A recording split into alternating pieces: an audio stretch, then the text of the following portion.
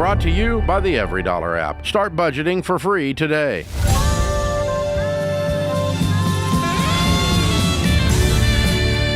From Ramsey Network, it's The Ramsey Show, where we help people build wealth, do work that they love, and create amazing relationships. I'm Ramsey personality George Kamel, joined by my good friend, some would say best friend, Dr. John Delony, best-selling author and host of the very popular Dr. John Delony Show. And we are here for you to help you take the right next step for your life, your relationships, your mental health, your money. So give us a call at 888-825-5225, and we will try to do just that. Joe is going to kick us off in Tampa, Florida this hour. What's going on, Joe? Hey, what's up, guys? Hey, how y'all doing? Doing well. How are you? Not too bad. So I got some frustrating stuff going on, unfortunately. So in the spring of 2020, met the love of my life. She was finishing up college in a master's program. She had about a year left. And what happened was some life stuff happened. COVID happened. We kind of fell in love. I knew I was going to be a single income family once we got married. So I was like, it's time to withdraw. So she withdrew from the university online master's program. And at the end of 2020, she found out that she was charged for the classes. And she's like, I spoke to my advisor, sent the information in, and they confirmed, yeah, this advisor left, so we're still charging you, basically is what happened. We sent them all the paperwork. Here, we withdrew, never heard from the university, never heard from the professors. So it kind of went cold for like a couple years. So the end of 2022, what happened was we got something from collections. It kind of went quiet. And they said, you still owe us $7,000. We're like... We never took classes. There was never a product, never a university professor reached out to us. Nobody told us a thing, right? So we got all the emails, all the communication with the advisors. And for some reason, this large university is still like coming at us for this money. We're like, we never took classes. We withdrew. We got all all this information. So then now, 2 years later, we get a second collections. Okay. So my wife, we're debt free, life's great. And we have this $8,000 check for something that she never did, never was a part of. And it doesn't really make sense. And not only that, it's really frustrating because she was a straight A student in her undergrad. They've held her transcripts. She can't even look at her class records anymore. She can never get a job with a degree almost and prove it. And they've froze all of her accounts. Okay. So really what I'm asking you guys is, I don't know in a legal way what to do in a circumstance like this. I'm in Florida. The university's in Pennsylvania. And obviously this is pretty stressful on my wife, who's worked really hard with me to get debt free. So I didn't know if you guys have any advice on where to go and how to kind of get this to just end. Well, good thing you called two attorneys at law here at the Ramsey Show. So, hey, Joe, here's the first place I would start, and I spent 20 years almost in university systems. Okay, I know they can be a maze, and I can't count. I would say in the hundreds, the number of students who registered for classes, at some point withdrew past the withdrawal date. Meaning the gift the university gave you was not to give you all Fs, but you bought a seat, or your wife bought a seat on the bus that they couldn't sell to somebody else. Now, this doesn't always scale in online classes, but just go with me here. There's a deadline to withdraw. We let you withdraw, but once you bought a seat past the withdrawal date, and usually in the university system, it's a graduated. So like 1 week in, you get charged this much for the class. 2 weeks, 3, and then you have to pay for the whole class. And I would start there. And you can't say I didn't get a product. You bought a seat just because you didn't get on the plane. That's fine, but they couldn't sell that plane seat to somebody else, so they're holding you responsible for the cost. I would check the withdrawal dates first. If you have the withdrawal paperwork and you have the catalog and the calendar from when because those things change every year, then all I would do is send it to the registrar. I've never met a registrar who likes to steal money from ex-students. I've never met that person. Okay. It almost always is hey, here's a deadline. And by the way, in a graduate class, professors treat you like grown adults. They don't always chase you down. They don't baby you. Like, you want to drop out of the class, drop out of the class. I got other stuff I got to do. But I would go look at those dates before you get indignant. And if you find out they are ripping you off, then call the registrar's office and say, I just received a note from collections. I need to know who to talk to about it. Gotcha. All right. Sounds good. That's good advice. That's where I'll start then. I mean, my thing is, every experience I've had in collegiate is there's at least one bit of communication, just like one, like, welcome to class. Here's your online class. All of her undergrad was online, and she had taken online masters. So when she got that bill, she's like, I never received any communication from the university at all, that I was even actively even on the bus. You know what I mean? That there was even a seat for my name on the bus. So that, like, right there, I'm like, I get it, but dude, still kicking it down in a very strange way. This isn't Delony story time hour, but I registered for a class, and I registered for a class at the beginning of a spring semester for the summer. I think it was summer 2 session. I completely forgot about it. In the fall, I went to register. I had an F on my transcript. Graduate school. I went and met with the professor, and she's like, I'm not taking the F off. You didn't show up for my class. And the class, I couldn't have another student in here. So in order to make up the F, I had to go retake. Like, that was on me, man. I forgot about it. I did it 7 months before, but that was 100% on me. I just had to say, hey, I'm at your mercy. Will you help me out here? But here's the other thing. A lot of schools have switched to portals, kind of like doctors' offices have. They don't email you 500 times. They don't baby you. They say your responsibility is to check your portal every day. Here's the meta here. Take full ownership of this and get yourself out of a victim position until you have proof beyond a reasonable doubt that you are indeed a victim here. Assume that a giant institution isn't out trying to destroy you, that they have just computer processes, and I guarantee you this was a computer wipe-off, sent you to collections. There's not one person in the room going, ha! It's just, you know what I mean? So get rid of the villain and the bad guy and the victim. Let's check the dates. And if y'all didn't register, if y'all registered for a class and you didn't pay for it, just own it and pay your $8,000 to move on, or call and beg for mercy. Say we totally blew it. Totally blew it during 2020. Life fell apart. Can we come to a settlement here? Right? That's what I would do. But take ownership of this thing until you find out. Man, if you're getting hosed and they're just like, yeah, doomed, we're trying to get some extra money. Well, then hire an attorney and go down that road because they've falsely sent you to collections. But man, I've just been in a lot of these conversations, George, where injustice. It's like, hey, you registered for a class, you just never showed up. Oh, my bad. Oh, yeah. I'd be filing an appeal with the registrar's office. You can try to send a dispute letter to the collections and just go, hey, this was a big misunderstanding. But before you do that, what's it going to take to clean it up? Before you do that, go take full responsibility. Say, is there a chance that I'm at fault here? I registered for a class and I didn't show up for it. And if it is, then call and beg for mercy. That's different than you screwed me. Vengeance. Right? That's right. Sorry this happened to you, Joe. This is The Ramsey Show.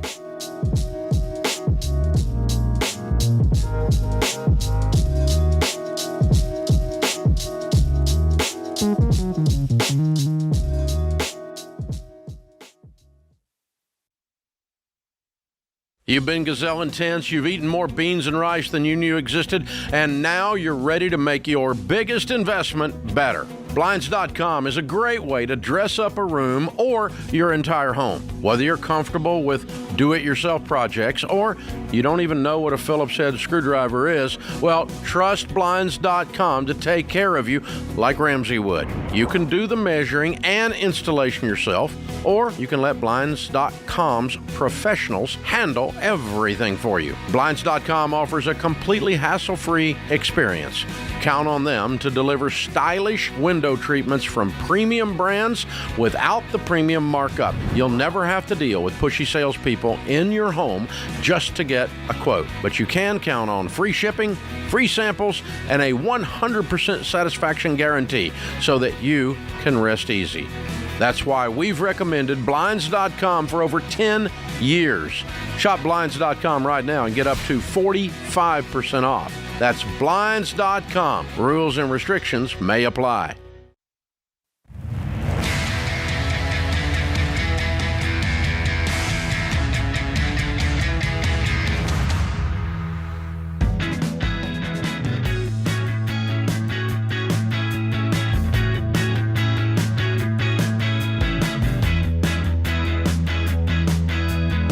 Welcome back to The Ramsey Show. I'm George Kamel, joined by Dr. John Delony. Open phones at 888-825-5225. Well, John, we just announced the brand new 2025 Ramsey Gold Planner. It's officially on pre-sale, and I love this because you talk about how we've gone digital with everything, and sometimes we need to go tactile and analog.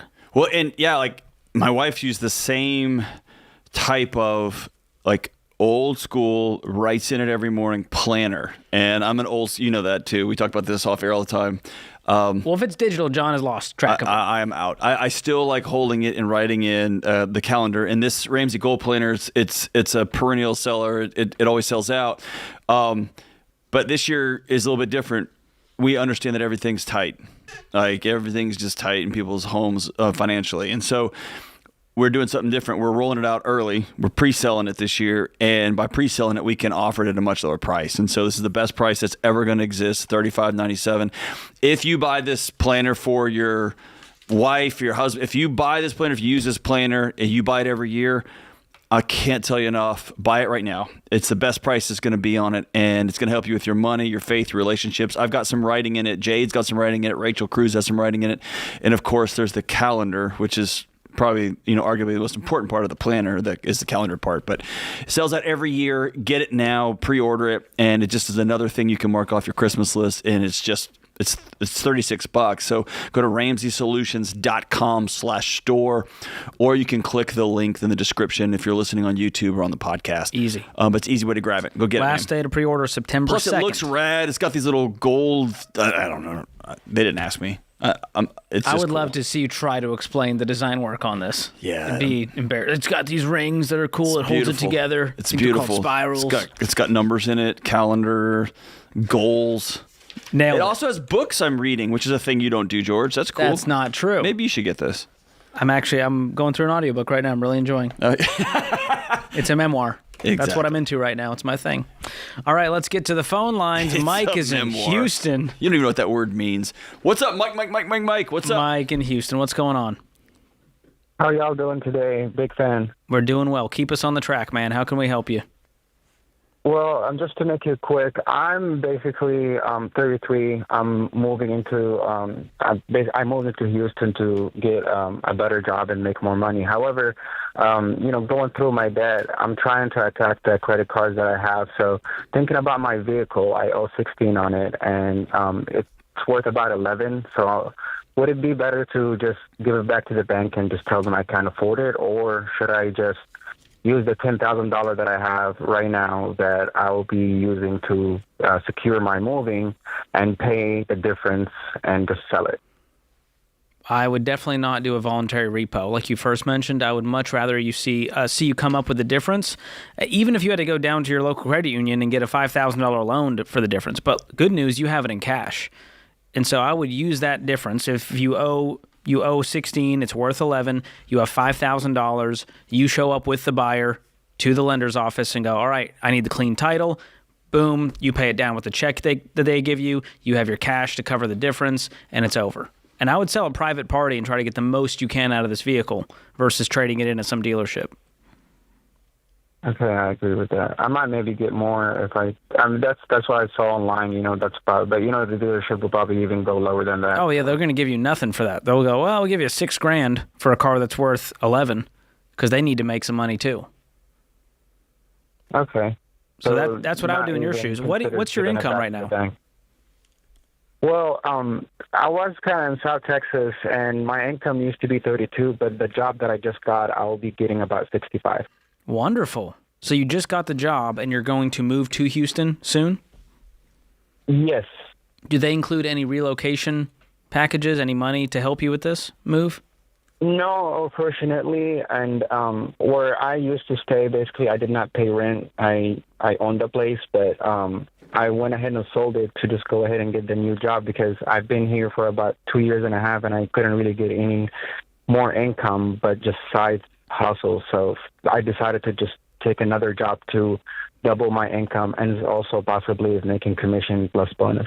Good for you. Excellent. Plus, you get to root for the Astros, which it's just amazing. Arguably the best part. Easily the best part. Okay, well, so I think I'll just go ahead and, push myself and pay the difference and try to sell it here within this month on a private party. Yeah, and then limit how much it's going to cost to move. How soon is the move? Is it a month from now? No, it's actually in the next 2 weeks. Next 2 weeks. Okay, so I'd scrape together any money you can. Do you need a car in the meantime? How are you going to move? Well, I'm using the truck that I have right now to basically move, but I'm thinking, after I sell it, I'm just gonna give me something cheap for like $2,500 and just drive it for 2 years till I save up and pay everything that I need to pay first, and then worry about the car later. You are thinking correctly, my friend. That is awesome. I love this plan, and it's not going to be a nice car. It's going to be a beater, but you make sure you get a good inspection on it so there's no major issues. If you buy something for $3,000 or $4,000, you'll be able to upgrade probably within a year if you have no other debt to where you can then have a $6,000 car, an $8,000 car. And that's what John and I have done for years, and it's the best way. I never think you should drive your nicest car at a young age. No. That ruins you. When I see 16-year-olds driving brand new cars, it just hurts my soul. Yeah, man. Mostly out of jealousy. Like, my car's, you don't even know how to, you've been driving for 3 seconds. You're going to crash that thing. Plus, I just like to go back to 1984 every once in a while. 82. Any car still on the road today is a Taj Mahal. It's like a Porsche compared to what people were like. Just, we're fine. Everybody's fine. We're so dramatic about our cars. Oh gosh, now it's the leather's not nice enough, or the. Well, it's like iPhones. I look, when the iPhone 8 came out, I was like, this is the most amazing phone. Now I see an iPhone 8, I'm like, oh my gosh, what a relic of the past that is. And the iPhone 1 was it's like a spaceship. And we're like, oh gosh, are you poor? Like, good, get over yourselves, people. Yeah, if it gets you from A to Z, it's fine. We sound like old guys, John. It's not good. All right, Caitlin's up next in St. Paul. What's happening, Caitlin? Hi, guys. So you guys are great. I've kind of followed everything. We have our emergency savings. We have life insurance. We have one child. Have a savings account for him. I have my retirement at 15%, and now I'm just trying to look at paying off our big mortgage in a faster way. So I went to our credit union to kind of do biweekly payments instead of monthly. So we're paying more interest down faster, and then trying to look at making extra payments as well. But they're telling me that they won't let me do biweekly payments, that basically what they'll do is they'll put it into a savings account, and they'll still only pay my payment monthly. Can they technically do that? They can do whatever they want. They make the rules for how the payments work on the mortgage. But here's the good news. The whole idea of paying biweekly to save some interest, you can do the same thing yourself once a month with your normal payment. Just add extra to the principal. Okay. And so that's a simple way. When you actually do the math, you're just paying an extra payment a year kind of accidentally. Okay. Because of how the weeks versus months go. Do that extra. Yeah, so however much it was, in each check, just go, all right, we're going to double that and do that once a month on the principal, on a normal payment. That's how I paid off my mortgage early. If the mortgage is $2,000 and you want to put an extra $1,000, put an extra $1,000 with that principal. Just make sure you designate it. This is for principal. Otherwise, if you don't designate it, they'll often roll it into prepay interest. Prepay interest. Okay, so principal only. Yes. And you can usually, I don't know how your credit union works, you can do that online, but if you're there in person, just say, hey, I want to auto pay an extra $1,000 toward the principal every single month along with my normal payment. And they should be able to do that, no problem. Never pay a fee for any of this. Okay. Sounds great. Thank you guys so much. Awesome. Way to go, Caitlin. She's calling. She's like, I got the emergency fund. I got the life insurance. I'm investing 15%, which is, that's the steps, John. There's an order to the madness. Baby step 1, $1,000 starter emergency fund. Baby step 2, knocking out consumer debt. Baby step 3, 3 to 6 months expenses in an emergency fund. Baby step 4, 15%. Then you start to do these simultaneously. Well, hey, I'm a huge TikTok fan, as you know. Huge Gigantic. TikTok fan. I don't even know how to log in. But I've heard that over and over, that you want to pay, there's some secret mortgage hack to paying every 2 weeks. That's not right? Well, here's the thing. You pay 26 payments, right? Which is 13 months worth instead of 12. So you're just paying an extra payment. That's it. Oh, man. So instead of 12 payments, you're doing 26 payments that really turn out to 13 whole payments. So just pay extra once a month. That's it, guys. Well, That's you it. ruined my TikTok dreams. Life hack over.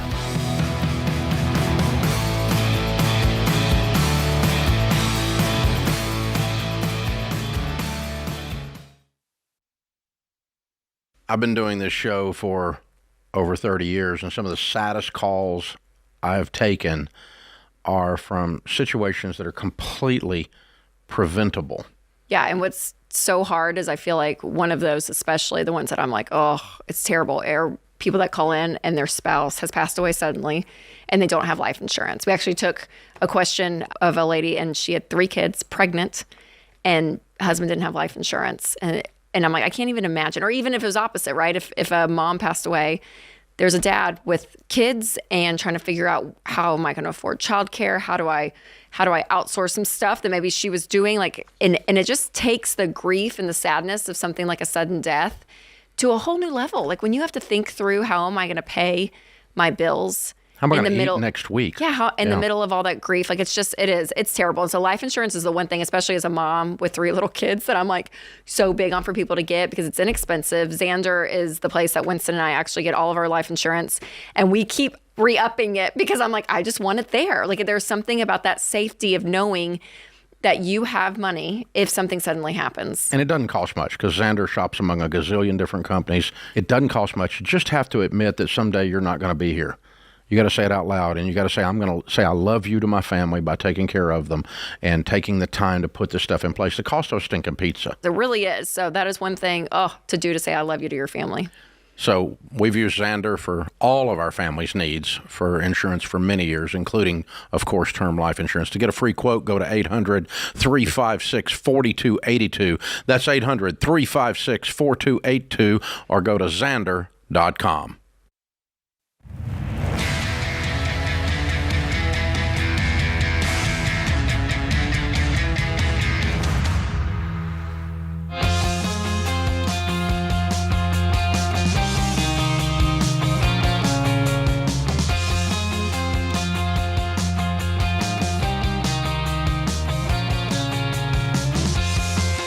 Welcome back to The Ramsey Show. I'm George Kamel, joined by Dr. John Delony.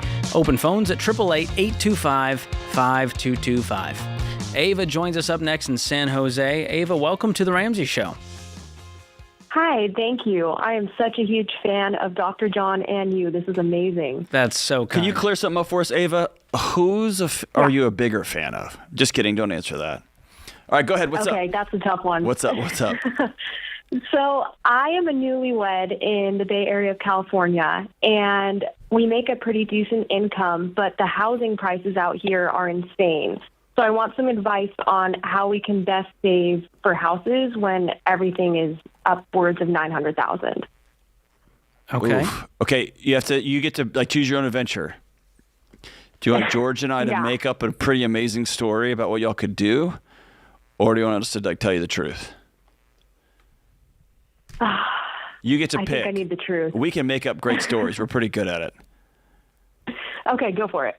It's the government's fault. I don't know. I'm not good at that. So the worst thing you're going to run up against, and George is going to walk you through it, math doesn't care how in love you are. It doesn't care what the prices are. It doesn't care about anything. It's just math. The question you have to decide, the question that you have to answer is, how unsafe and at risk do I want to put me and my new marriage and my new family in the pursuit of this thing that everyone has told me I have to have in order to be complete? Mm-hmm. That's the bigger question. Okay. How old are you two? We're 23. Okay.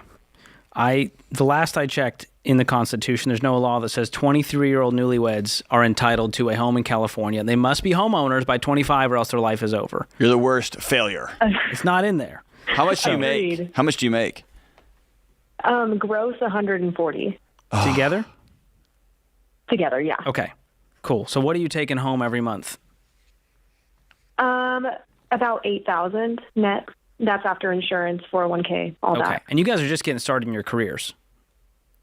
Yeah. I just started in February. So let's paint a broader picture instead of I can't buy a house in California today and go, okay, let's make a goal that 3 years from now, 5 years from now, if we want to stay in California, this is where our careers and family holds us, we want to be able to purchase a home. This opens your options. You go, okay, a home, that could mean it could be further out. It might be a townhome, might be a condo. We just want to get our foot in the door of the real estate market and do it in a smart way. How much would we need to save up? Well, you might need to save up $200,000 or $300,000 if your income stays the same. But that's barring other things happening, like your income going up significantly. And so that kind of helps me go, okay, what are the facts? So the emotions are, oh my gosh, I'll never own a home. The American dream is dead. Or we make so much money, we've worked so hard. How do we make $140,000? We can't even buy a house. I hate everyone. The whole system's against us. Let's burn it all to the ground. Like, you see, like there's so much spent energy there that accomplishes nothing for your goal, which is what you and your husband want to have a house, right? Yeah, definitely. Our goal is to have something better than what we're in when we want to have kids. Amazing. And you guys commute to work currently? I work from home most of the time. My husband commutes about an hour a day each way. And is that because where he works is an insane area to live? Yeah, it just isn't feasible. I mean, it's closer to San Francisco. We live south of that, and we have super cheap rent, so we're just not willing to leave that and spend $4,000 for something equivalent. Like, it just doesn't make sense at this point. What do you do for a living? I'm an M&A analyst at an accounting firm, and my husband is an assistant project manager for underground construction. Can I tell you something bananas? Go for it. I believe with all my guts that you could move to Dallas, Texas, or Austin, Texas, or Nashville, Tennessee, and both of y'all could find $70,000 a year jobs. You know, it's funny you say that because I can keep my California pay and move to Dallas. So I just made those. I just picked those cities randomly, just because I'm from Texas and I live in Tennessee. But here's the thing: it's also where people are actually going when they leave California. Yeah, that's a huge, and that in Florida. But as George was saying, you guys want to ask yourselves in 3 years, what kind of life do we want to have? And I want you to throw in another variable, which is geography. And if you can bend on one of those variables, then there's suddenly a path emerges where people get stuck and enraged and angry as they want everything all right now. I want it all the way exactly the way I want it, and I refuse to bend, and so I'm going to burn all of your world down because I'm not getting my way, versus, no, we want to have this size house so that we can have a family. Okay, can we do that in Dallas? Or we want to live in California because that's where all our friends and family are. Okay, it's going to cost us. So we might have a condo, which, by the way, you can raise an amazing family in a condo, right? Or we're going to rent. Like, it just allows you some freedom. It opens up. I love the way you said that. It opens up your mind. It lets you step back a little bit from the current to, okay, and at 28 years old, what do we want our world to feel like and look like? Let's do the best we can to get there. Okay. Yeah, that makes sense. Do you guys have any debt?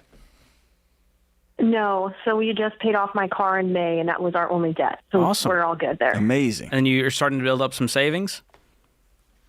Yeah, we have about $25,000 in a high yield. That's great. So let's call that your emergency fund. And so now we're on to baby step 3B, which is this down payment land. And so the question becomes, how much can we save? How aggressively do we want to save?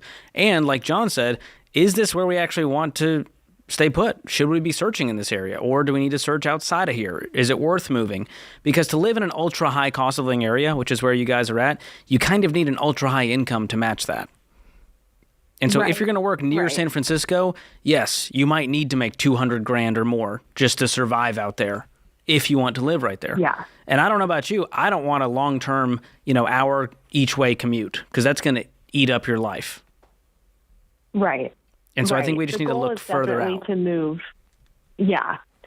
Our goal is either to move closer to San Francisco and one of the surrounding areas that's a little cheaper, or we're seriously considering Dallas because I could keep my job. Okay. Well, that's fantastic. And so the other thing that I think a lot of 23-year-old couples make, 24, 25-year-old couples, is any one decision we make is our future forever and ever. Amen. Right. And Right. George and I are in job, 6, 7, 8 since we were 23, live in different places. I'm in a different state. I think George's a different state. Like it's just hard to project where you're going to be when you're 40. So we're going to make the next right move, always knowing the coolest thing about our life is we get to choose what happens next. We can change this. Mm-hmm. That's actually a really good perspective. It feels like we've been moving at 1,000,000 miles per hour the past year being married, trying to figure it all out. There you go. All you have to figure out right now is what's the next right move. And the next right move is, cool, let's start saving for a house, because we both know that. We don't know where it's going to be, but we're making good money. We can both just start saving up for it. Yeah. Yeah. That's a good perspective. And by the way, all this energy is going to be there. All the energy. Yeah. And you can channel it into rage. You can channel it into how dare they. You can channel it into entitlement, or you can channel into, all right, I'm just going to do the next right thing. But that energy's got to go somewhere. And man, I love people choosing, all right, I'm going to go be proactive about this, and I'm going to go make it happen. But, and by the way, George, can we call this out? Have you ever been to the San Francisco area? Yeah. It's stunning. It's beautiful. The weather is just perfect. The weather in Malibu, perfect. I get why everybody wants to live there. It's easy to bag on it, like, oh, it's crazy. Who would want to live there? It's amazing. And it comes at a significant cost. It's just both are true, right? It's like driving around in Rachel Cruz's Tesla versus your Tesla. Very different One's experiences. amazing, and one is a Tesla. I was like, somehow John's going to make this a dig at me. And he did it. It was a success. I can't even hate on that. Ava and anyone else listening who wants some resources on this, our team created a real estate hub. It's totally free. Lots of tools and resources for those preparing to buy, wanting to buy right now, home selling, even real estate investments, and tons of great tools as well. Totally free. If you want to find an agent, you want to use our home buying calculators, home payoff calculators. It's all there. Just go to RamseySolutions.com/real estate. We'll also drop a link to that in the show notes. And we created this to be a resource for you to help you during these crazy real estate times, to parse through all the noise, what's actually true, to help you get to that goal. This is The Ramsey Show.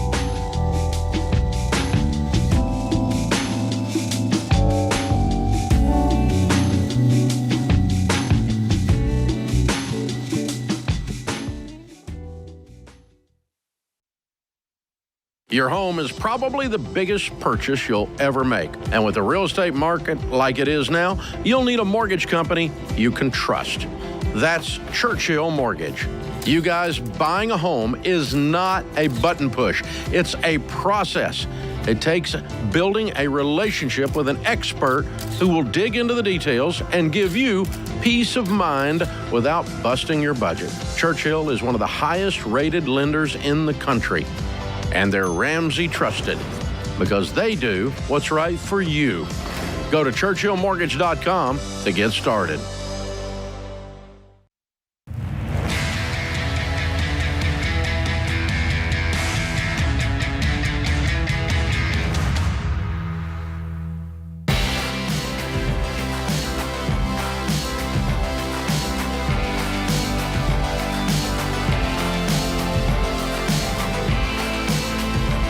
This is The Ramsey Show. I'm George Kamel, joined by Dr. John Delony this hour. Open phones at 888-825-5225. While you're listening or watching the show, do us a quick favor. Hit the subscribe button, hit the follow button, leave a review, text a link to a friend, let them know about the show or your favorite clip, a highlight, anything that can get the word out, because you guys truly are the best marketing tool we have to keep spreading hope in a world filled with a lot of noise and distractions and hopelessness. And so we try to displace all of that with shows like this, and we appreciate all of your help getting the word out. Lester is up next in Dallas, Texas. How can we help you, Lester? Hi there. I was calling to see about some advice on how to talk with my wife about saving more than spending. My wife's a spender. I'm a saver. We're aligned on our goals, but she just spends a lot of things here and there. And so just some advice on that. Was there like a spit shake on, hey, here's how much we're going to spend, here's what the budget says, stick to it? Yeah, we've budgeted out a lot of different things. We even have a split to where we have our own fund money, where it's like $100 a month that we can spend it on whatever we'd like. But there's a lot of gifts and celebrations and things like that my wife wants to make sure we're showing love to our friends and family. And then just things add up very quickly. And then things are gone. Is this a communication challenge, or is your wife being spiteful? Because there's two different ways to approach this. I don't think it's either. Okay. My wife and I communicate very, very well. Okay. And frequently about it, and I don't think she's being very spiteful at all. She agrees that we need to be saving, and we want the things we want. Where a house and being able to retire, as both of our families aren't in that basket at all and don't have a retirement even in their 50s and 60s. And we don't want to do that, but she just kind of forgets about the things, and it doesn't think about the $20 here or $20 there or $100 here, and it just kind of adds up. And so if there's anything that we can do to try something different, because we've tried like different cards that only have a certain amount of money on it each month to help limit that. But obviously I don't want her stranded. So she has access to a card that has access to the main fund for gas and all that kind of stuff. But are you guys only using debit cards, or are there some credit cards still being used? No. We only have debit cards. I hate credit. I always have. But yeah, we only use debit cards. Most, I don't mean to overly gender this, but this is just the way it plays out in the real world. Most of the time when I talk to men in your situation, they try to solve this with a plan, a strategy, a new card, a new spreadsheet, a new commitment ceremony. And the only way I've ever seen somebody be successful is if they are honest with their spouse about the story behind the story behind the strategy. Mm-hmm. And that would be you sitting down and saying, I need to be open with you. Can I tell you something that's scaring me to death? And her say, oh, sure, honey, what's going on? And you say, I'm scared to death about not having any money. And I'm feeling like I'm not communicating this well, because every month there's another $250 in gifts and stuff like that in $20 increments. Mm-hmm. And I don't feel like I'm being fully honest here at the table. And you notice I did two things here. Number one, I was honest. You told her how you felt. You didn't throw a strategy at her. And number two, you used the word I, not you keep overspending and you keep doing that. Because when she does that, man, she's going to go back to her childhood. She's going to go to war. Yeah. My guess is she's going to have to decide, I would rather feel the short-term discomfort of not having a gift for every single thing that pops up, because I never could buy gifts for anybody, or I never got any gifts for anybody, and now I can, so I feel like I have to. She's going to have to give up that short-term pleasure for the long-term safety of me and my husband don't have to worry about not having anything to eat. Mm-hmm. And that's hard. And I haven't seen a way to get there without emotion. Without a story, without you saying, this is how I feel. Yeah. And if she looks at you and says, I don't care how you feel, I'm buying gifts for this thing, well, now y'all got a deeper issue y'all got to deal with. Mm-hmm. Yeah. Can you do that? Yeah, most definitely. The other side of this, Lester, when it comes to the tactical, is that you should be sitting down with her before the month begins going, hey, what's happening this month? A birthday should not be a surprise. We know when the birthdays are happening. Christmas happens on December 25th every year. I checked my calendar, still happening.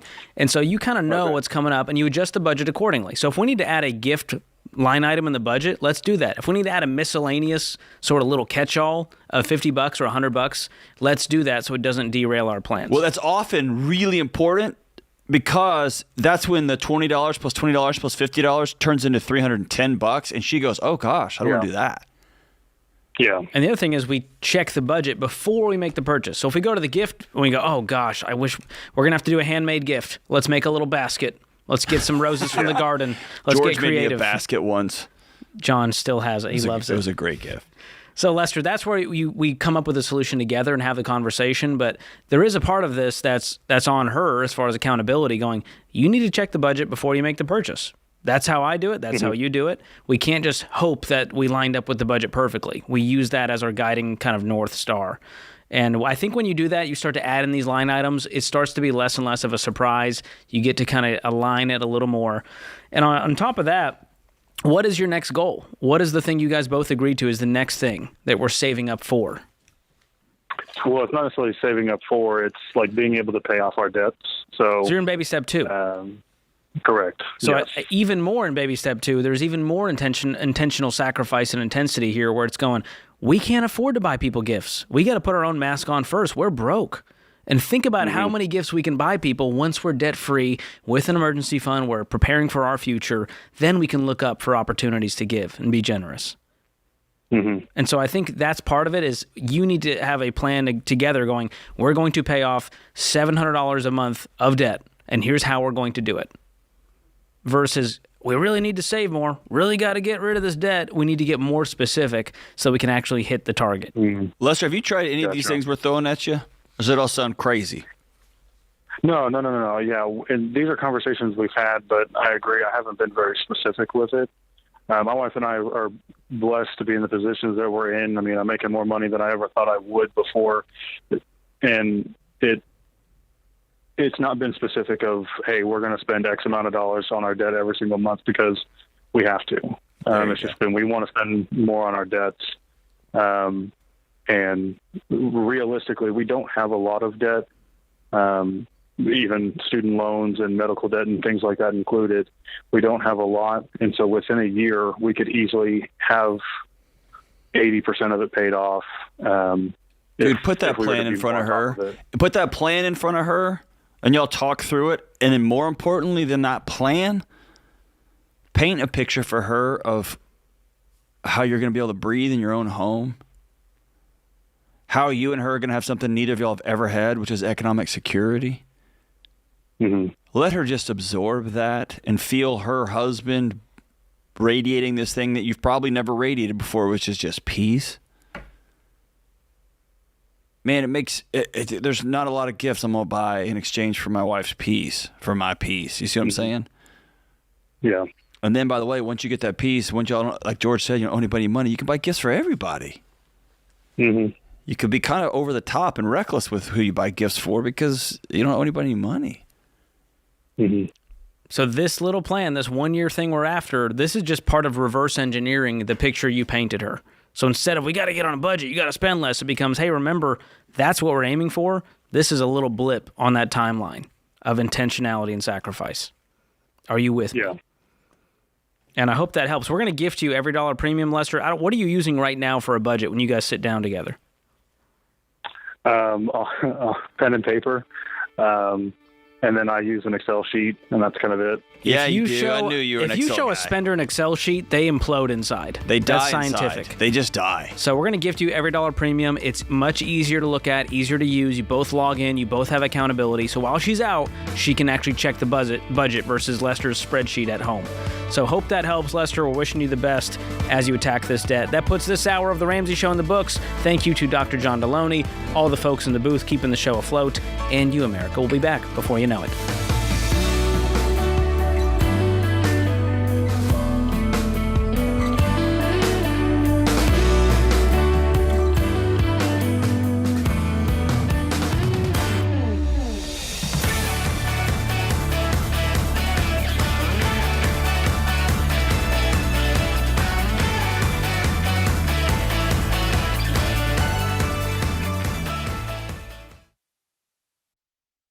Before we get to the next caller, I got some good news for you. Even when this portion of today's show runs out of time, there's still plenty more for you to tune into.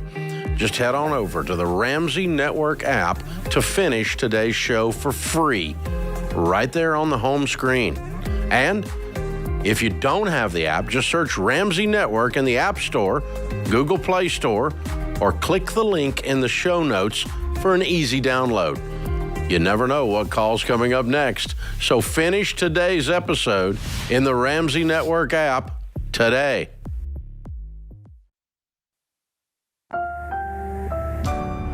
Brought to you by the Every Dollar app. Start budgeting for free today.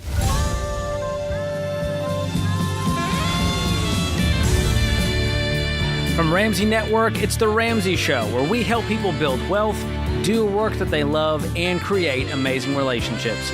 I'm George Kamel, joined this hour by Dr. John Delony, best-selling author and host of The Dr. John Delony Show. Open phones at 888-825-5225. You call in and we'll do our best to help you take the right next step for your life and your money. Stav is going to kick us off in Toronto. What's going on, Stav? Hi there. How are you guys? Doing well. How can we help? Good. So I'm a 22 years old. I have $200,000 in savings, and I actually got accepted into law school a month ago. Now I'm considering taking a student loan. No. No. Don't do that. So that's my question: is what do I do? Do I pay for school outright and forget about everything and come out of school with? School's going to be $120,000, so come out. I think it's like $80,000 left in my bank account. Yes. Or take a 0% interest student loan, because right now I'm getting percentage on the money that I have. No. Here's Pay why. outright. I was a dean of students at a law school. I've worked with young attorneys in training, and then as they transition out. And the number of students who had a vision of who they wanted to serve and who they wanted to help and who they wanted to go to war on behalf of got put in the trunk of a car because they had to go take the job that paid them the most money, regardless of how unsafe, how toxic, how madhouse the culture was. Right. And I watched it. It ate people alive. I want you to leave law school with $80,000 in the bank, And no debt. You don't owe anybody anything, and you are armed with one of the most powerful credentials known to man, which is a North American JD. Right. A Juris Doctorate. Right. You know what you can do? Anything. You can go serve the least of these. You can go work at a corporation. You can go be an executive. You can go be a member of the. I don't know if you're going to be. Are you going to school in Canada or in the States? I'm going to Canada. I'm going to law school in the UK, actually. Oh, the UK. Okay. So what are you going to do with that with a UK law school credential? Well, I'm looking to either come back to Canada or come back to America and work there. But what? So I'm going to be working with either or. So when you come back, when you go to law school in the UK, you have to do a test either in Canada or the UK, and then you can start working in either country. Okay, but then if you came to work in the States, you'd have to take whatever state's bar exam that you wanted to take, right? Correct. Is the barrister's exam in the UK the same as it is in Canada? It is the exact same. Oh, yes. wow. Okay. It's more similar in the UK and in Canada. Okay. There's certain things that I'll have to study for the States, but it shouldn't be a problem at all. Okay. And what job would you get? Right now, and by the way, it's going to change, almost always changes, but what job do you think you're going to get? You know what? I've been thinking about it, and I'm looking to potentially do tax law or corporate law, going to that section. But you know what? I used to think that I wanted to do family, and then people are like, don't get into family. It's way too messy. And then I was thinking of potentially doing construction law and going into that. But you know what? I'm not sure yet, so I'm going to start law school, see what pulls me in, and then I'll go that route. Okay. If your heart tells you to go sit with hurting families and help take care of people in their most vulnerable moments, man, do that. Yeah, it's messy and it will tear pieces of your soul, and it's also good and right. So yeah, whatever you want to do. The only thing I would challenge you on is to really consider why the UK, unless you're going to live and practice in the UK. Right. I understand. Because it could be a cool time to go study law, and you can go over there. It's just different. It's you're going to lose out on the networking opportunities, on the local areas, to getting plugged in local places and local systems. You just lose all that when you go overseas. But it is what it is, dude. But just don't borrow money. Don't come out owing, because man, you can end up sideways real fast. Right. Yeah, I understand. And that was definitely one of the factors that I took, that the networking is not going to be the same. But I know myself, I love talking to people, and what I'm going to do is find a job in the UK that also has a firm either in the US or Canada, so that way I'll be able to transfer over. But also, I've never really traveled Europe, and so I want to take the opportunity that now that I have the money and I'm young, to also travel while being in law school. You don't know what law school is about, do you? I do, but hopefully I could take a Friday or Saturday and go somewhere close. I would recommend, dude, if that's the case, I'd recommend you defer for a year and go travel. Use some of the money and go travel. Law school is going to take your soul. It's just hard, man. It's all in. Right. It's all in. Right. But Absolutely. You do what you're going to do. But man, if you want to go tour Europe, go tour Europe. You've got $200,000 in the bank, go do that. If you want to go to law school, go to law school. Trying to combine both is going to be really it's a recipe for being pretty disappointed. Right. What were you saving the understand that. $200 I for, appreciate it. Stab? I'm curious. What was this kind of earmarked for? It's always been something that I didn't know. I'm really good at saving, and I worked at tech sales, and I've just always been putting money aside. I've looked at the way my family is, and I'm like, they've moved 2 countries, and I really wanted to set myself up for success, so I've just always put money in savings. I've probably saved all my tech sales income, probably 90% of it, and just put it straight. So you saved up $200,000 on your own? So I got 120 by myself, and then it was 80 grand from a motor vehicle accident settlement. Okay. That's impressive, man. 120 grand on your own at 22. That's very Staggering. difficult to It's do. amazing. So good on you for doing that. That kind of resourcefulness is what's going to get you through. Thank you. I worked a lot during university. That's why I'm hoping that potentially, I won't be working in law school, but maybe I could take 2 days or something and go see Amsterdam or go see... Or take 3 weeks before you start and go travel. Yeah. I'm doing that as well. Okay. I'm actually leaving in a week. Good. Wonderful. Well, have a good time. Congratulations. And what a way to tell people, hey, I'm 22 and I saved up 120 grand. What are you doing? Because a lot of people, John, they go, well, I just have to take out a loan, John. I just decided yesterday to go to law school and it's going to be 300 grand and we don't have that money. So I'm going to go drown myself in debt and hope for the best. Yeah. If you even make it through law school. I'm sure those are the most depressing cases where you don't even finish the very expensive degree and you still have the debt to show for it. That's the catastrophic is when students are worse off having interacted with the university. And that's when they leave and they don't get the degree. But they leave with 1 semester, 2 years of the lender doesn't school. care if you graduate or Care not. less. Like you owe. You can't discharge it, you owe. You're paying. And if you can't pay, we'll take it from you. Yeah, we saw those stories in our documentary called Borrowed Future. Yeah. Where a bankruptcy lawyer who focuses on student loan cases was saying they want their pound of flesh. I'll never forget how she said it because it was so intense. And it's almost impossible to bankrupt on this, even through hardship. I mean, she was sharing the craziest stories of people who should qualify. Doesn't matter. And they didn't get it. They'll get it. And If you got 100 grand in cash, pay for it, man. Oh, it's... Go to law school, do your thing, and then It's go on messed about up. your life. Yeah. I encourage everyone to go watch the Borrowed Future documentary. It's free on our YouTube channel. It's 88 minutes. Parents watch it. Students watch it. Parents, students watch it together. It's going to spark a conversation, number one, about how to avoid student loan debt, and number two, what the path looks like to go to college debt-free the right way, regardless of what your plans are. Woo! But you heard him say, John, I wanted to set myself up for success in the future.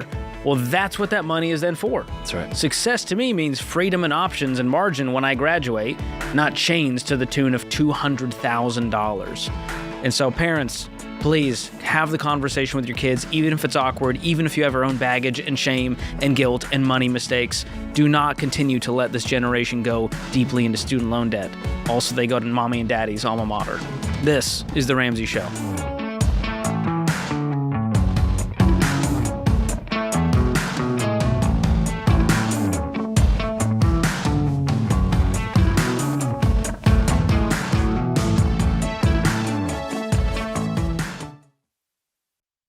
Hey guys, it's Rachel Cruz here to tell you about a faith-based alternative to health insurance that can make healthcare more affordable. Christian Healthcare Ministries.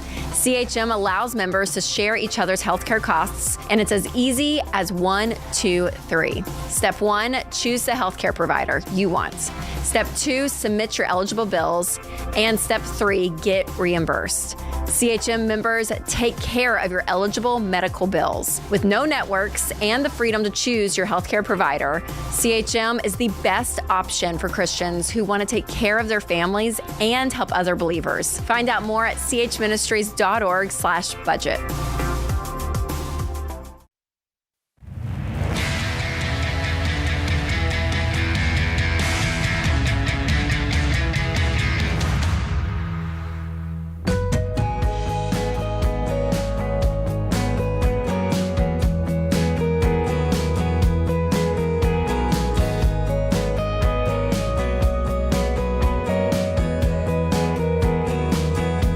Welcome back to The Ramsey Show. I'm George Kamel, joined by Dr. John Delony.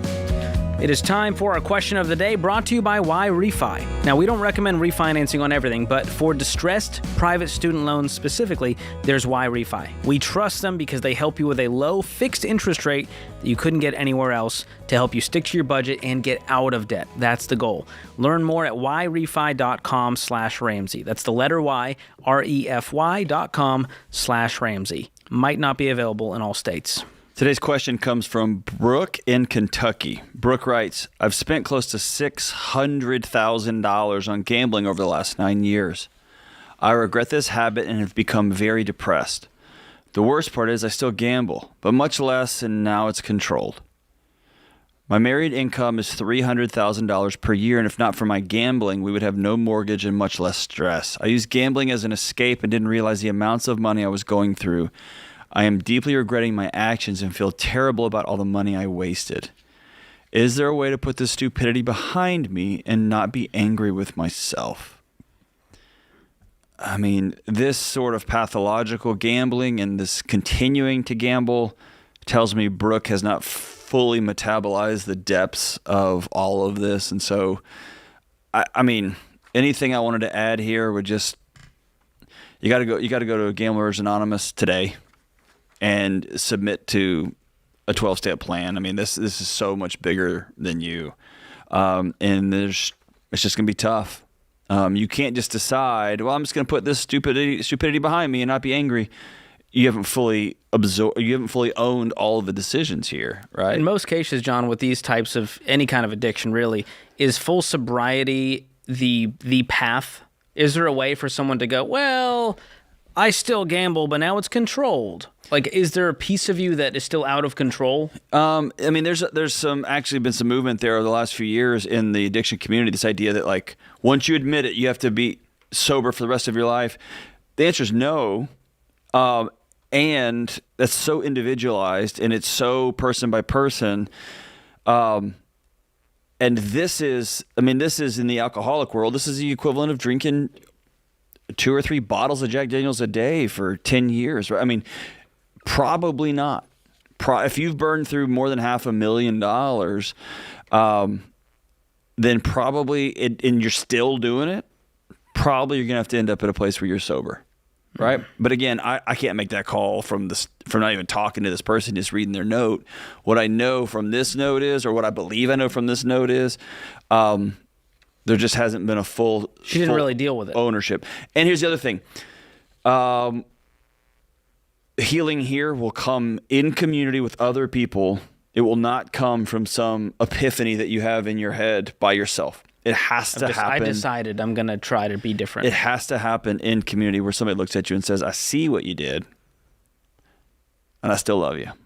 I see what you did. I'm sad too. I'm hurt too. I'm angry too. I'm pissed off too. We're going to go build something new. And that has to happen in a group. But I'd want to have a conversation with Brooke, but I think the most responsible thing I can tell Brooke is call a GA group right now, a Gamblers Anonymous group right now in Kentucky, and go see somebody like right now. And for the first time in 10 years, be 100% honest. Yeah. That's a mess. Wisdom. It's a mess. Thanks for the question, Brooke. Wishing you the best. Beth is on the phone lines up next in Sacramento. How can we help, Beth? Hi, excuse me. My adult sons, they're 34 and 39, came to me with this question, and I wasn't quite sure the answer, so that's why I'm passing it to you. Their father, who I'm not married to, has taken out a reverse mortgage on his home, and they just wanted to know when something happens and he passes away or goes to a home, what they're responsible with inheriting a reverse mortgage. Okay. Well, their name's not on the mortgage, correct? Correct. Okay. So they're not going to be personally responsible. No one's going to come after them for this, but it must be paid when he passes. And that might mean from the estate, goes through his estate's going to go through probate. The house is going to get sold before they ever get an inheritance, if there is anything left. And so that's part of the process. So they can decide, hey, we're going to sell the house, we're going to take the proceeds, pay off the mortgage, and we, share the rest. Or they decide we want to keep the house, we still need to pay off this loan. That might mean they refinance and take out a new loan in their name to basically carry this loan to the future. Oh, okay. But it needs All to be right. So they have repaid from that original lender. Okay, and now they in a reverse mortgage, they don't. I was reading where they give 65. They're able to get 65% of the equity out of it. The person, their father, was able to get 65%. So is it normally completely? I don't know how to put it. Did he take a lump sum, or was this payments over time where it goes up to 65%, or it's capped? Oh, that I don't know. Okay. That I don't know. So the actual, we'll need to find out what the current balance is. Is he in good health? Yes. Okay, so this could be a while. Right. I would still have a plan of attack. I mean, the fact that he went into a reverse mortgage, which is a terrible product, tells me he's not doing well financially. Right. And so likely this is just going to eat up all the equity in his home, and he may not have much of a nest egg or estate to be inherited by the children. Right. And I think they had pretty much bet on that at the time when they heard that he had gotten a reverse mortgage. So they just weren't sure. Did they have like a limited amount of time to sell the house? He lives in a different state than they do. So they were just wondering what kind of mess it is that they would have to clean up. I assume they'd have to go clear out a house and... Yeah, if they're the heirs, there's going to be stuff to deal with, and typically heirs would have about 6 to 12 months to settle their reverse mortgage. They might be able to request an extension because it's out of state. You can contact the lender for details on that. But it's not going to be a fun thing. You know, I'd much rather leave my kids with no payments to deal with, and they go, all right, here's the house, here's the keys. And expect there to be significant additional interest, balloon interest, fees. Like, I can see them in their head doing the math on, okay, 65%, so it's going to be this and this. Okay, we're going to get this much money out of it. Probably not. Okay, so there's on the back end of this. Oh my gosh, yes. I'm sure the lender has all kinds of fine print. Because what I would guess a lender wants the cake and to eat it too, or however you say that thing. The lender wants the equity. The lender wants that house when it's all said and done to sell it, and the lender wants the interest that it pays on that loan, or that it earns off that loan. Okay. And so the lender has a vested interest in claiming the home at the end of this thing. Yeah, so they'd be happy to go, all right, it's going to be a foreclosure, and we own it. And so that's what I don't want to happen. So they're not personally liable. If they say, hey, we want nothing to do with it, well, the lender's just going to foreclose on it. They're happy to sell it, take the money. So we need they will have kind of a little bit of a mess to clean up, but they already pretty much know that once the reverse mortgage was taken out, that there's probably not going to be any. That was not their concern, and they just wanted to make sure that they weren't responsible for his debt. No, they're not responsible. If they didn't co-sign on any debt, and this goes for any debt for any human, if your name's not on the debt, you're not going to be responsible. Okay, good. But they might not get any of this home at all. Right, yeah. They pretty much have figured that out already. Yeah. Dad is not a secret billionaire. Yeah. Right. Okay. Well, I'm sorry, you're the one dealing with it. It's money plus interest plus fees. Right. Are you calling on their behalf just as a kind of worried mom? I was. Right. Well, yeah, because they had asked me the question, and even though I knew a reverse mortgage was not a good thing, I just didn't know then what they were responsible for. Okay. How old are the sons? 34 and 39. Okay. So they've got their own families and their own homes, but they were just, trying to see in the future I think it's best for them to be prepared. Absolutely. And have a conversation with Dad. Call him up and say, listen, we want to know exactly what's going on with your finances because clearly things aren't going well and we're going to have to be cleaning up this mess. Oh, not the legacy I want to leave. That's for sure, Beth. Thanks for the call. This is The Ramsey Show.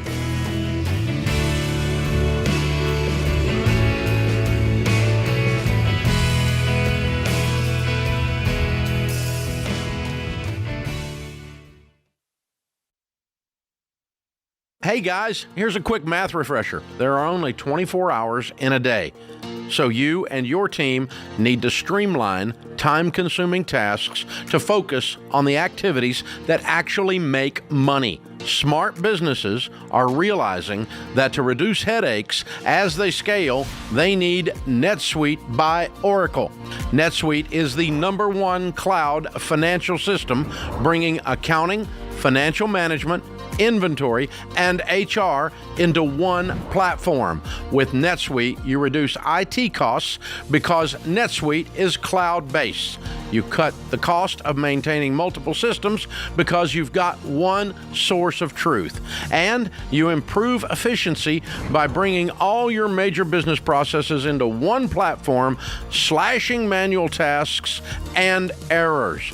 So join the 37,000 plus companies, including Ramsey Solutions, that have done the math and are boosting their efficiency with NetSuite. And right now, download NetSuite's popular KPI checklist designed to drive the right behaviors for your business absolutely free at netsuite.com/Ramsey. That's netsuite.com/Ramsey to get your free KPI checklist.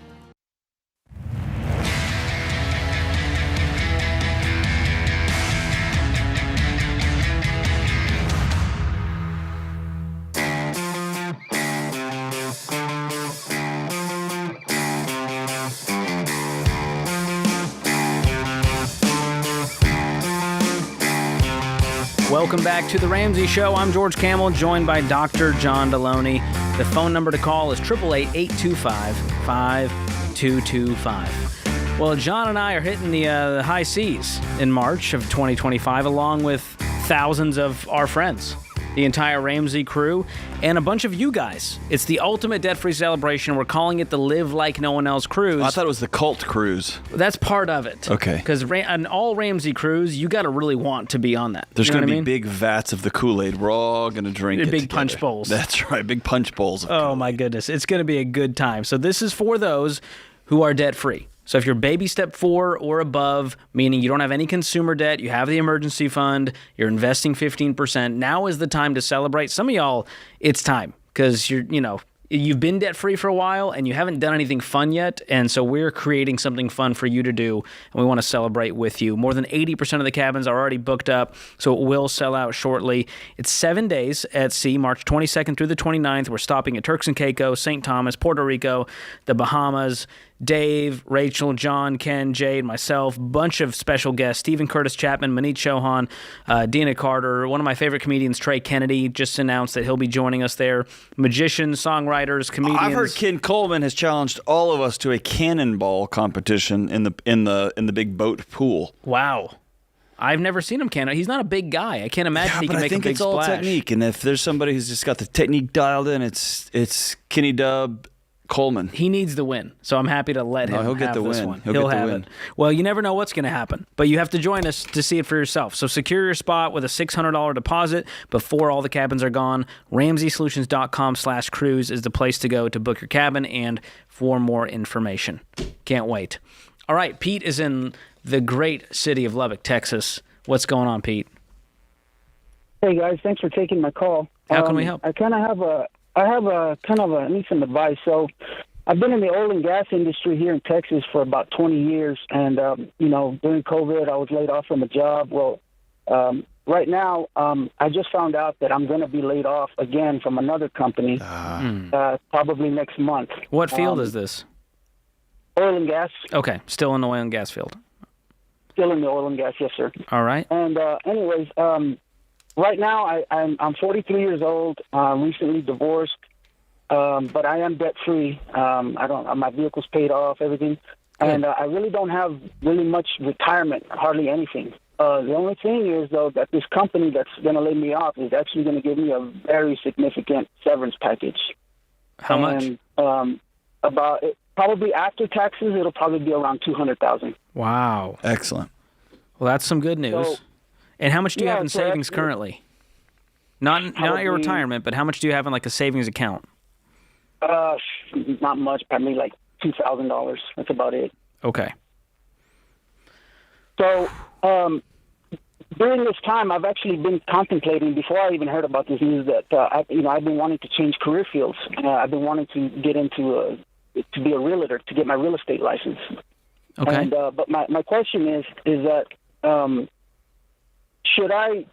would it be okay to try this new field while I get laid off and take that money? And if I try it, then that means I might have to live off of some of it until I get my feet wet, until I basically learn what I'm supposed to do. And on top of that, I was giving my ex-wife, child support payments and paying for, medical. So now that my kids are going to be under her insurance, basically I'm going to have to pay for the medical insurance and still have to give her the child support money. Well, if I'm going to school to be a realtor and learning that new trade, I'm going to have to use some of that severance to kind of keep my kids afloat. Or should I just suck it up, stick with what I know, and just find another job and put all that money into a mutual fund and just let that go? So anytime somebody calls me or asks me and they have distilled their next move down into two not great options, I always just want to tell everybody to stop. Because in your mind, you have said option one is suck it up, stay miserable, find another job out in this West Texas heat. And by the way, I moved from Lubbock. I get it, man. It's hot. And you're down there in Midland, Odessa, and down there in La Mesa. It's hot, man. It's brutal. Right. I just going to have to do that. Just suck it up. Or I'm going to take this literal gift from God that fell out of the sky, $200,000. That I can get an emergency fund, I can begin retirement savings so my kids aren't going to have to take care of me someday, and I can go get a job, a regular job that's going to float me while I go get certified, because I'm going to get certified at night with real estate classes online, and then I'm going to start hitting it up in that West Texas market. That's what I would do. I would not use this money to float you. Why? Because you're going to get everyone's going to tell you, oh, you got to have this car, you got to pay for this merchandising, you got to go do this and add on this, and that money's going to be gone. I'd rather see you put that money away and have it work for you downstream, and I'd rather see you go get a job, a regular old job, not making what you're used to making out in the oil and gas field, but go get a job, and know that all I'm doing is funding my life right now while I go work on the credentialing to go be a real estate agent. Okay. That's a third option. And you're going to have to pinch. It's going to be a totally different transition for you. You've been making good money out in the oil field? Yeah, at least 6 figures. Yeah, it's not going to be that way for a minute. Real estate takes a lot of time to build up and get some momentum.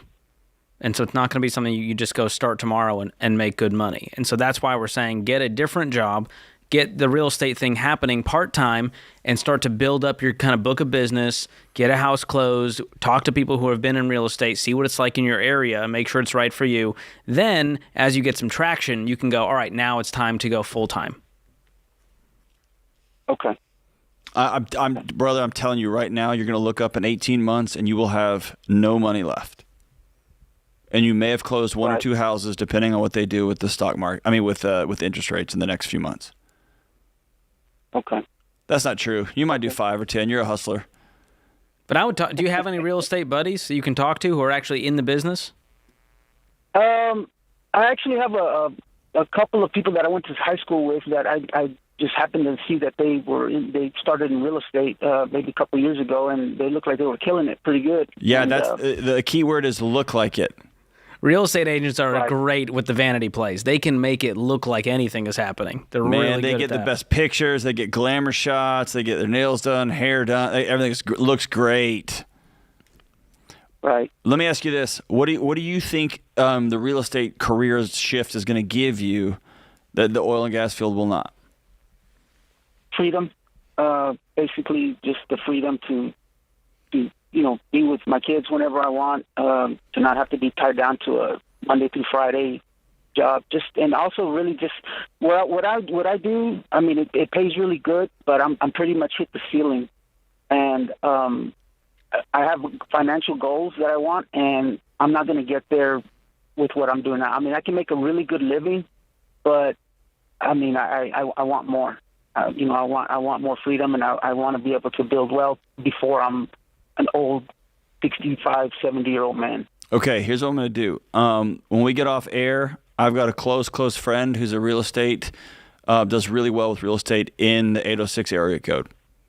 And I'm not going to do it on air, but I'll hook you up with her contact info and see if she can have a cup of coffee with you.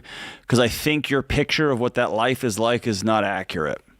Because the real estate agents I know that build the kind of wealth that you have in your mind, they're making deals at midnight on Saturday nights. And they're driving to show a house at 9 o'clock because that's when the client could do it. That's right. They're going from Amarillo to La Mesa on Saturdays, missing games. They are working round the clock. There's a million real estate agents out in West Texas that do 2 houses a year. And it's supplemental income, and they go to their kids' games, and really they got their license because they don't want to pay closing costs on their home purchases, and they like to help out their friends and family every once in a while. That's not what you have in mind. You want to be a mogul. You want to crush it and move it. Just the real estate folks that I know out there, man, they are always on call, always working, always hitting the next deal. It's just, it's a lot. So hang on the line here, man. I'll get your contact info, and I'll reach out to you personally.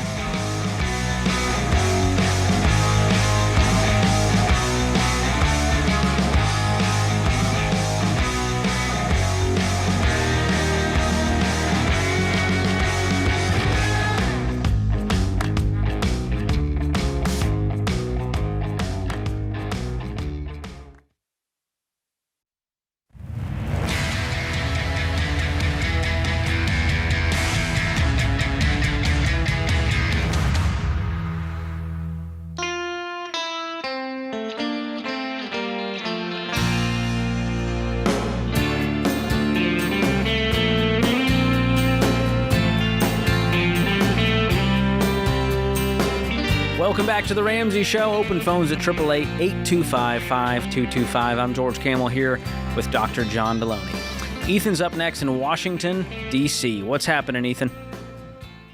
How's it going? So I watch you guys' show all the time, and I'm a big fan. Thank you. And my question to you is, I have zero debt. I have no credit cards, nothing. And for someone who's never bought a home before, is taking out a big loan to buy a home a good thing or a bad thing? Well, let's define big loan. What are you taking out? Well, the thing is that most homes, are $200,000, $300,000, $400,000, and homes go for crazy prices. So it's not that I've started to take out a loan. It's the fact, is it a good idea to? Well, it's never a good idea. The only debt that we don't yell at you for is a 15-year fixed-rate mortgage. But we still don't like it. Dave would say the 100% down plan is the best plan. It's never going to be a blessing to take out debt. But if you are going to do it for a home specifically, if you do it on a 15-year fixed-rate mortgage where the payment is no more than a quarter of your after-tax income monthly, then it'll be a blessing and not a burden. That's the goal. And even then, the goal is to pay it off early. And so if your goal is to hang on to debt for 30 years, then that's a bad goal.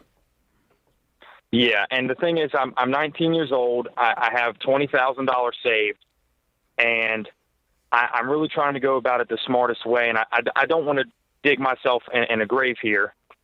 And I recently started a car flipping business, and I made the $20,000 in the last 2 weeks selling cars. And I'm just in a really complicated situation because I work for my dad, and I've worked for him all my life, but I've started making all this money, and I don't know exactly what to do. I don't want to leave my dad high and dry, but I'm also making a lot of money doing this, and I work for him all week.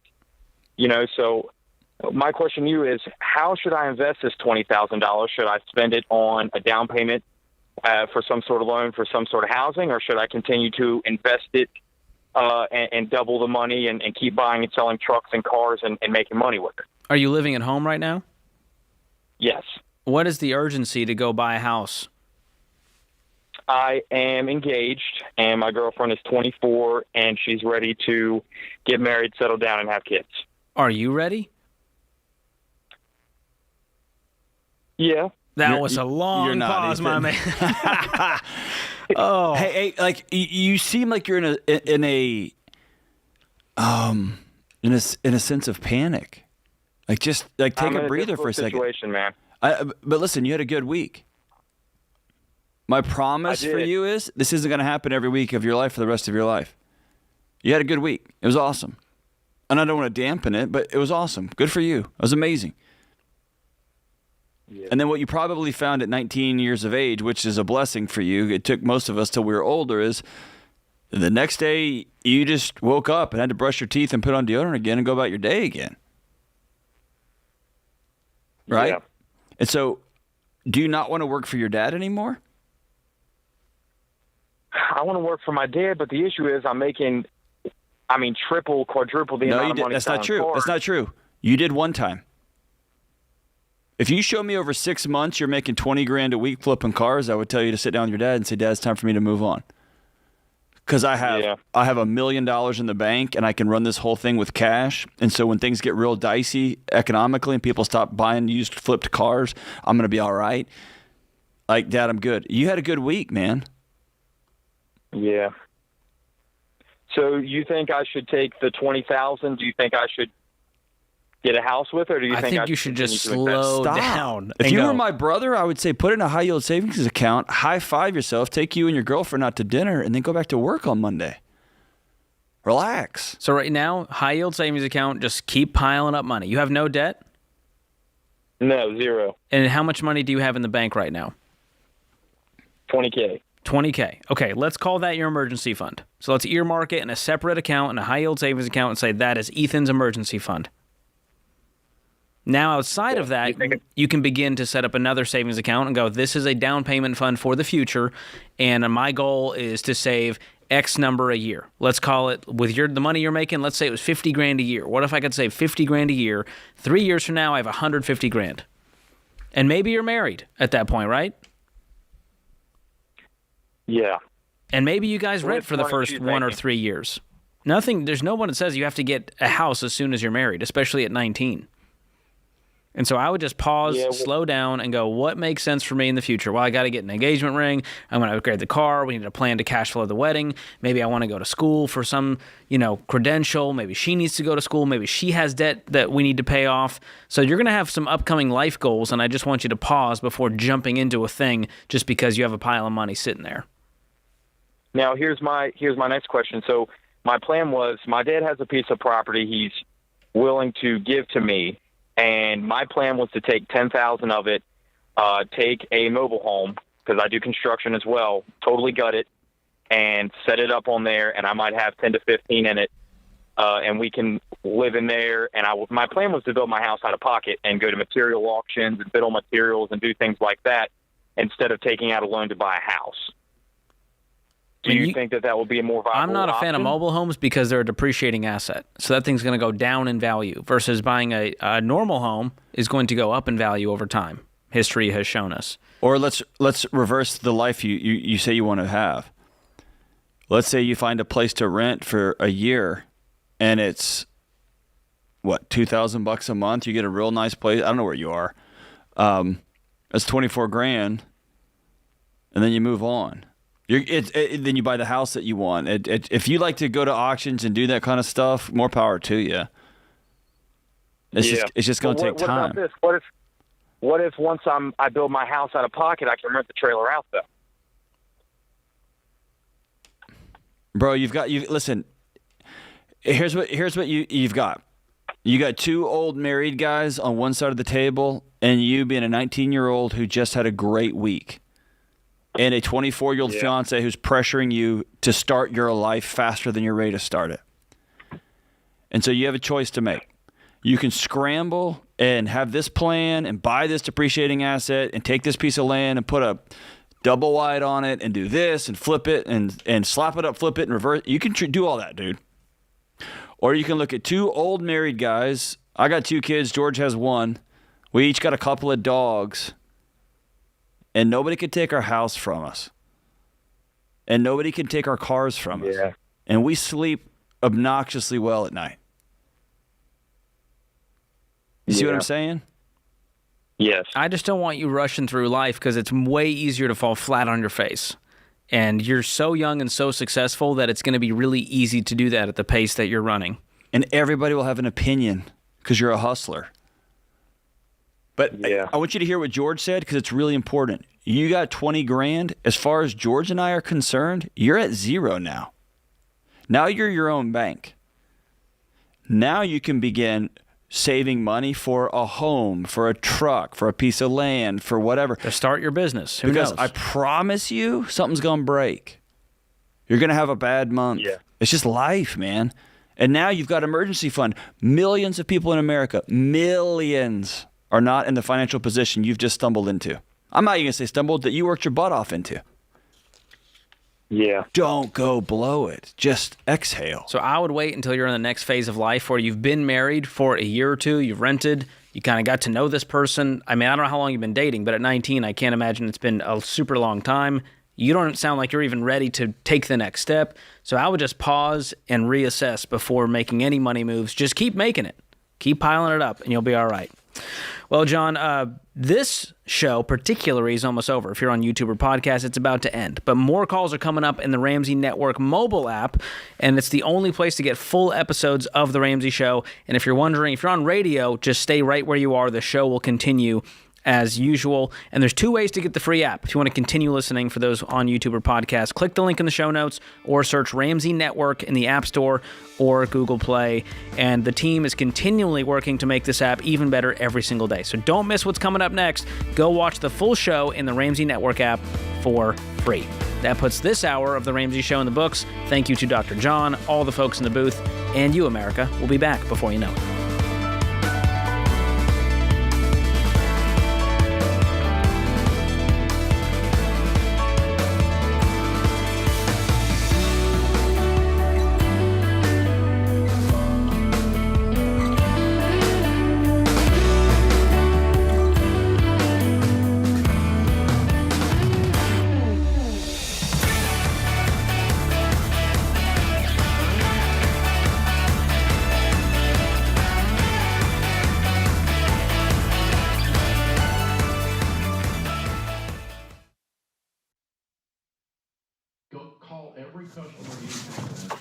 Hey, what are you still doing here? You know the rest of the show's happening on the Ramsey Network app, right? So you got to jump over there to continue watching. You can download it for free. Just go to your app store, type in Ramsey Network. It's completely free, and I'll drop a link in the show notes to make it easy for you. So if you're watching on the app, you're in luck. But if you're watching anywhere else, this show is over for you. So jump onto the app and let the fun continue. All right. Go on now. Don't make it weird. Okay, I got nowhere to go, so you need to go. Okay, bye-bye now. All right, it's getting weird over there, guys. What do we do?